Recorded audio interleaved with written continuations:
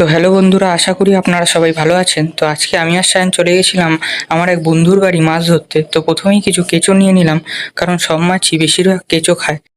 তো বসি খাবার সব নিয়ে চলে গেলাম সেই বন্ধুর বাড়ি। তো বন্ধুর বাড়ি চলে আসলাম। তো মাছগুলোকে দেখাচ্ছি একবার, শুধু দেখো এখানে কত মাছ, সব মাছ উঠে রয়েছে এখানে। তো বেশি দেরি না করে আমি আর সায়ন মিলে বসিটা ফেলিয়ে দিলাম। তো দেখতে থাকো কটা মাছ ধরি। তো বলতে না বলতেই দেখো একটা মাছ উঠে এলো।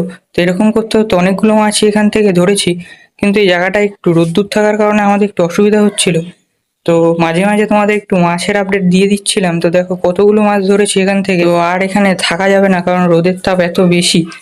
তো সায়নকে বললাম সব মাছ নিয়ে চ এখান থেকে। তো সায়ন এক এক করে সব মাছই প্যাকেটের মধ্যে ভরে নিচ্ছে। তো দেখতে থাকো কত মাছ ধরলাম আজকে। তো মাছগুলি ছোট বড় মিলিয়ে অনেকই আছে।